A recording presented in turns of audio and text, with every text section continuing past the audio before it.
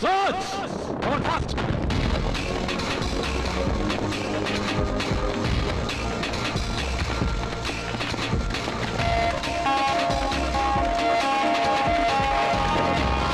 CD ഒക്കെ പെട്ടെന്ന് എടുത്ത് മാറ്റിക്കോളാം പ്ലീസ് സാർ.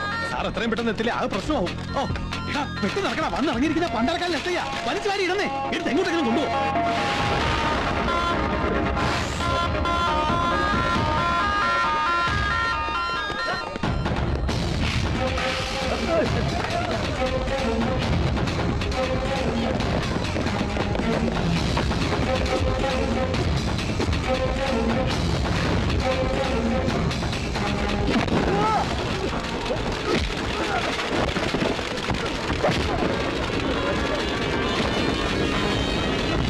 ഏത് മറ്റവന്റെ കെട്ടിലമ്മയിട്ട് കാണിക്കാനാണ് നീക്ക് ഇതും താങ്ങി പിടിച്ച് ഓട്ട മത്സരം നടത്തുന്നത്?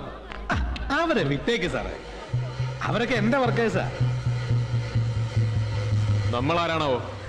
ഈ കാണുന്ന ഷോപ്പിംഗ് കോംപ്ലക്സിന്റെ പിന്നെ സാറ് കേട്ടിട്ടുണ്ടാവും ബ്ലൂ മൂൺ സാറ്റലൈറ്റ് കമ്മ്യൂണിക്കേഷൻസ്. അതിന്റെ ഒരു ചെറിയ മുതലാളിയാ. ഇങ്ങോട്ട് മാറി നിൽക്കടാ. ഈ ബിസിനസ് ഇവിടെ മാത്രമല്ല കേട്ടോ, അങ്ങ് ദുബായിലും അമേരിക്കയിലും ഒക്കെ ആയിട്ട് വളരെ വിപുലമായിട്ട് നടത്തുന്ന ഒരു കച്ചവടമാ. പിന്നെ ഇപ്പൊ കേരളത്തിൽ ഇറങ്ങുന്ന ഒട്ടുമിക്ക സിനിമകളുടെ CD റൈറ്റ്സ് ഞാനാ തീരുമാനിക്കുന്നത്. സാറിന് ഇപ്പൊ എന്നാ വേണ്ടത്?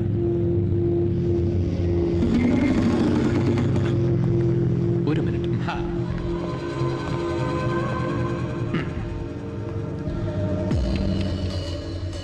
എന്ത് തരും? എന്ത് തരുമെന്ന്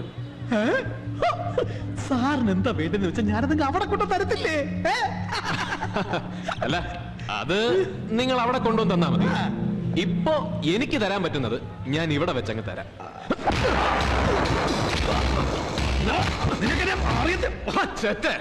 ബ്ലൂ മൂൺ കമ്പനിയുടെ ഇന്റർനാഷണൽ വലുപ്പം പറഞ്ഞ് നീയൊക്കെ ഇവിടെ മാർക്കറ്റിൽ അടിച്ചിറക്കുന്ന ഈ സീഡികളുടെ കൂട്ടത്തിൽ ഏതൊക്കെയാണ് ബ്ലൂ, ഏതൊക്കെയാണ് വ്യാജനം എന്നങ്ങ് സ്റ്റേഷനിൽ ചെന്ന് തീരുമാനിച്ചിട്ടാവാം നമ്മൾ തമ്മിലുള്ള ബാക്കി ഇടപാട്.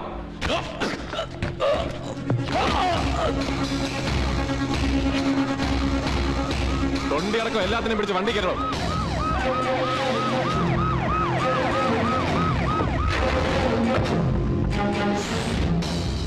ഓ ഇങ്ങ് എത്തിയ ആന്റി പൈറസിയിലെ തമ്പുരാക്കന്മാര് ഒരുമാതിരി പോക്കർത്തരം കാണിച്ചോണ്ടല്ലോ.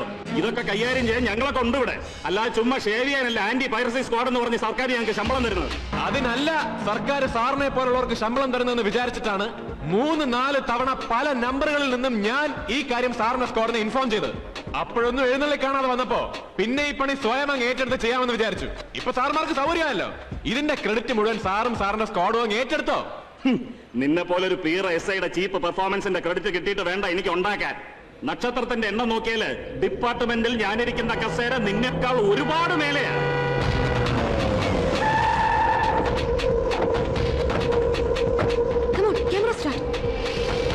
അങ്ങനെ നമ്മുടെ ഡിപ്പാർട്ട്മെന്റിൽ ഒരുപാട് മുകളിലുള്ള കസേരയിൽ ഇരിക്കുന്ന ആന്റി പൈറസിയിലെ സാറന്മാര് അവരുടെ വീട്ടിലുള്ള ആന്റിമാരെ വെച്ച് ഇതേ പൈറസി കച്ചവടം പയറ് പോലെ നടത്തുന്ന കാര്യം നമ്മുടെ നാട്ടുകാർക്ക് പച്ചവെള്ളം പോലെ അറിയാം സാർ. അവരവരുടെ ജോലി ചെയ്യട്ടെ, അവര് മീഡിയ പ്രവർത്തകരല്ലേ. Mind your words. എന്തിന് പേടിക്കണം സാർ? അങ്ങ് പ്രൊഡ്യൂസർ മുതൽ ഇങ്ങ് പോസ്റ്റർ ഒട്ടിക്കുന്നവരെ സിനിമയെ ആശ്രയിച്ച് കഴിയുന്ന കുടുംബങ്ങളുടെ എണ്ണം വെച്ച് നോക്കുമ്പോ അത് 1 ലക്ഷത്തിലേറെ വരും ഈ കൊച്ചു കേരളത്തിൽ. വർഷാവർഷം ഭരിക്കുന്ന സർക്കാരിന് ഇതേ ഇൻഡസ്ട്രിയിൽ നിന്ന് കിട്ടുന്ന നികുതി കോടികളാണ്.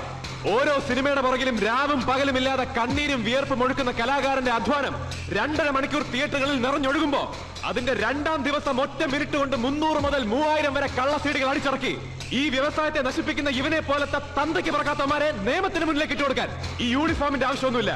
ഈ നാട്ടിലെ ഏതൊരു സാധാരണ പൗരന്റെയും അവകാശവും അധികാരവുമാണത്. പിന്നെ പറയണം സാർ, ഞാൻ എന്തിനു പേടിക്കണം, ആരെ പേടിക്കണം? തന്നോട് ഓഫിയ പറഞ്ഞില്ലേ? അവരവരുടെ ജോലി കേട്ടോ സാർ. മാത്രമല്ല ഇതുപോലെയുള്ള കാര്യങ്ങൾ നേരിട്ട് കാണാനും അറിയാനും താല്പര്യമുള്ള ഒരു മുഖ്യനാണ് ഇപ്പൊ കേരളം ഭരിക്കുന്നത്. അപ്പൊ എങ്ങനെ ഇവരെ സാർ അറസ്റ്റ് ചെയ്യുന്നോ അതോ ഞാൻ പൊക്കിയെടുത്ത് കൊണ്ടുപോകണം?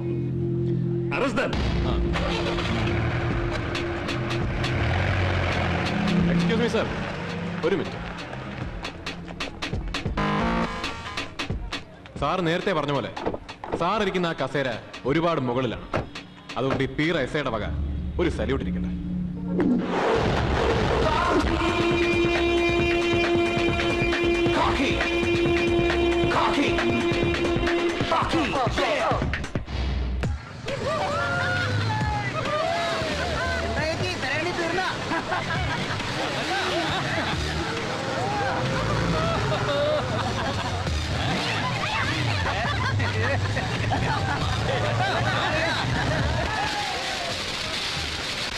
കണ്ട അറിഞ്ഞൂടെ നീ കെട്ടാൻ പോണ ഒരു സുന്ദരനായിരുന്നു. ഇത് കൊള്ളാലോ, നല്ല ഗ്രാമീണ സൗന്ദര്യം.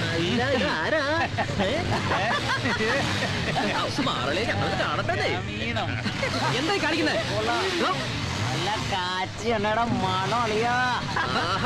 എവിടുന്ന് അടിച്ചു മാറ്റി അളിയാ ഈ പളിക്കിലെ കാണിച്ചിട്ടുണ്ടല്ലോ. ഇത് കൊള്ളാം. ഇംഗ്ലീഷ് പറയാൻ അളിയനാര് സുരേഷ് ഗോപിയോ? ഉയ്യണ്ണിന്റെ കഴുത്തില് താലിമാല ഇല്ലാത്ത സ്ഥിതിക്ക് ഇത് എന്റർടൈൻമെന്റ് തന്നെയാണ് അളിയാ. അതെന്ത് പോക്കാണ് എന്റെ ഗ്രാമീണ സൗന്ദര്യമേ. നമുക്കൊരു യുഗ്മഗാനമൊക്കെ പാടിയിട്ട് പോവാന്നേ. തന്തന്മാരുടെ കയ്യിൽ കാശുണ്ടെന്ന് കരുതി മദ്യപിച്ച് പൊതുസ്ഥലത്ത് വെച്ച് തമ്മാടത്തരം കാണിച്ചിട്ടുണ്ടല്ലോ.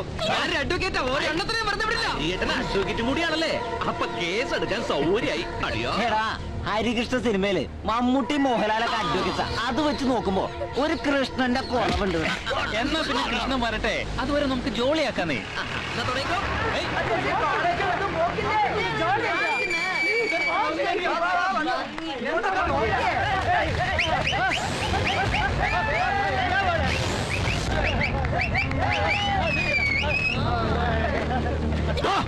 ഉണ്ണിക്കാരനെ വിട്ടോടാ.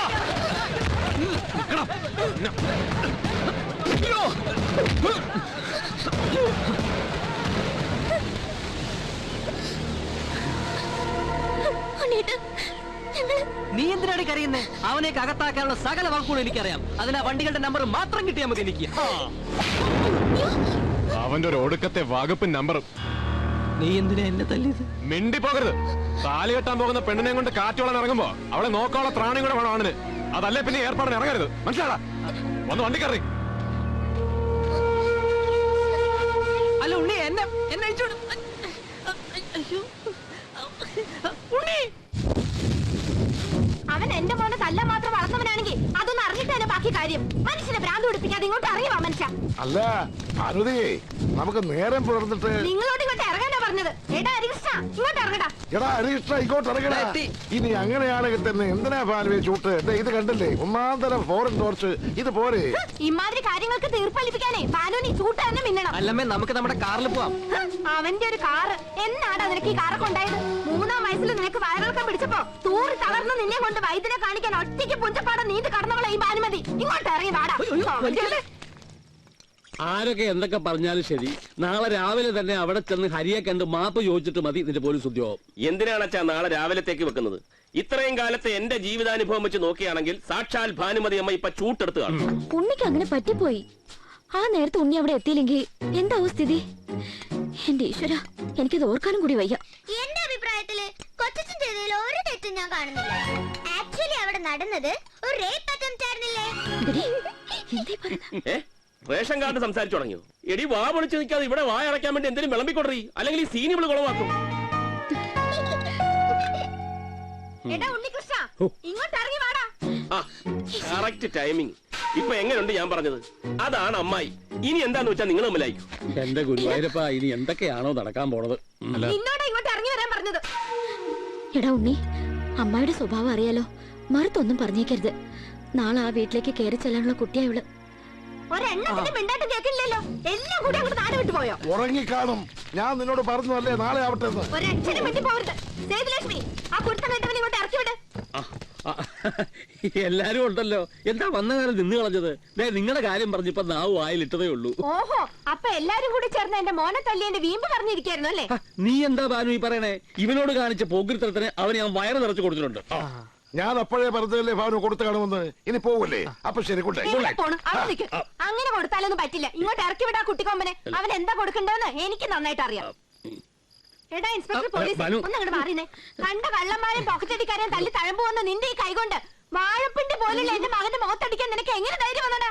അമ്മേ, എടാ നിന്നോടാ ചോദിച്ചത്. പോലീസിന്റെ കുപ്പായ ഇട്ടപ്പോ ഇവനൊന്നും നിനക്ക് കാണല്ലാണ്ടായോ? എന്താണോ ഇവനൊരു കുറവ്? ഇത്തിരി പൊക്ക കുറവുണ്ടെന്നല്ലാതെ. അമ്മേ, എന്ത് തെറ്റാടാ എന്റെ മോൻ ചെയ്തത്? വരുന്ന മാസം 26-ാം തീയതി ഇവനെ നിശ്ചയിച്ചുറപ്പിച്ച ഇവളെയും കൊണ്ട് ഒന്ന് കടപ്പുറത്ത് പോയിരുന്നതോ? എന്തിനും പോന്ന 5-6 താന്തോന്നികളും മൂക്കറ്റം കള്ളും കുടിച്ച് വന്ന് തെമ്മാടിത്തരം കാണിച്ചാ മരപ്പറ്റോളം പോന്ന എന്റെ കുട്ടി എന്ത് ചെയ്യാനാ? എന്താടാ മനുഷ്യന് മാനം കെടുത്തിയത്? നീ വിടടാ. ഇവനെ ഇങ്ങനെയൊന്നും മാനം കെടുത്തിയാ പോരാ. ഇതിനൊരു തീരുമാനം ഉണ്ടാക്കിയിട്ട് ഈ ഭാനുമതി അടവോളൂ. രാമകൃഷ്ണ, നീ എന്താണ് രാമകൃഷ്ണൻ ഇങ്ങനെ കള്ളന്മാരെ പോലെ ഒളിഞ്ഞു നോക്കണേ? ഇങ്ങോട്ട് വാടാ, പറയടാ ഇതിനൊരു തീരുമാനം. ഇങ്ങോട്ട് വന്നേ, പറയടാ. തീരുമാനം എന്ന് പറഞ്ഞാൽ തീരുമാനമാണ്, അതിനകത്ത് വേറെ വർത്താനമില്ല അല്ലേ അച്ഛാ? അത്ര തന്നെ. എന്താ ബഹുലയ? അത്ര തന്നെ. അപ്പൊ തീരുമാനം ഞാൻ തന്നെ പറയണം. എന്നാ കേട്ടോ, ഒന്നുകിൽ തല്ലി അതിന് തിരിച്ചു തല്ലണം.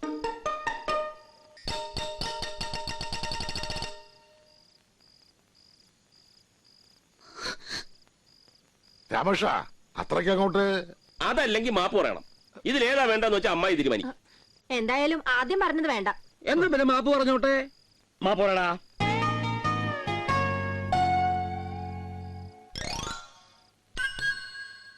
അങ്ങനെ വെറുതെ മാപ്പ് പറഞ്ഞാലൊന്നും പോരാ, കാലെ പിടിച്ച് മാപ്പ് പറയണം. രാമകൃഷ്ണ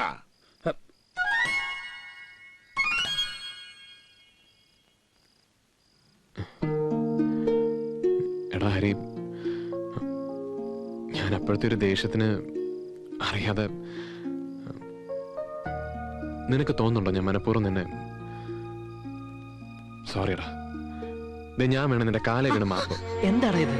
ഇത്തിരി പോന്ന പ്രായം തൊട്ട് തുടങ്ങിയതല്ലേ നമ്മൾ തമ്മിലുള്ള സ്നേഹവും വഴക്കും. അന്നും ഇന്നും എനിക്കൊരു നോവായിട്ട് തോന്നിയിട്ടില്ല.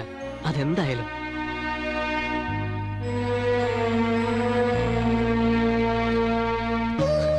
ഇതിനെ സാവിത്രി എന്റെ കയ്യിലേക്ക് തന്നങ്ങോട്ട് പോകുമ്പോ ഇവറ്റകൾക്ക് രണ്ടിന് 3-3.5 വയസ്സാ. ഈ 2 കയ്യിലും കൊണ്ട് നടന്ന് വളർത്തിയതാ ഞാൻ ഇതുങ്ങളെ. നിങ്ങൾ തമ്മിൽ തല്ലുകൂടിയ അത് ചോദിക്കാൻ അമ്മായി ഉണ്ട് ഇവിടെ. അതിനുള്ള അവകാശമുണ്ട്.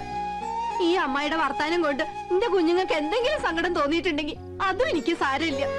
തള്ളക്കൊഴി ചവിട്ടിയ കുഞ്ഞുങ്ങൾക്ക് നോവില്ലാലോ. പോട്ടെ മോളെ. നിങ്ങളെന്താ മനുഷ്യ ഇങ്ങനെ നോക്കി നിൽക്കണേ? ആ ടോർച്ച് എടുത്ത് ഇങ്ങോട്ട് ഇറങ്ങാൻ.